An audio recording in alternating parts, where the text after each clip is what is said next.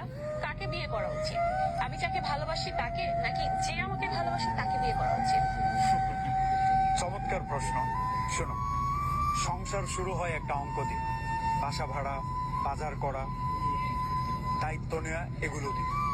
তুমি ভালোবাসো, তোমাকে ভালোবাসে, এইটার যে বড় ফ্যাক্ট হচ্ছে তোমার দায়িত্বটা একটা মানুষ কতটা নিতে পারছে। একজন মানুষ তার বাবার বাড়ি তোমার বাবার বাড়িকে কতটা এক করে দেখতে পারছে। মানুষ সবসময় এমন মানুষের সাথে থাকতে চায় যে তাকে কমফোর্ট জোন দেয়, একটা স্পেস দেয়, যে তোমার জন্য এটা, তুমি এইটাই করো, তোমার জন্য এইভাবে ভালো হবে, এইভাবেই করো, উৎসাহ দেবে। এমন মানুষ না পেলে তুমি যদি তাকে ভালোবাসো বা সে তোমাকে ভালোবাসে, এটা দিয়ে খুব একটা উপকার হবে না তোমার সংসার জীবনে।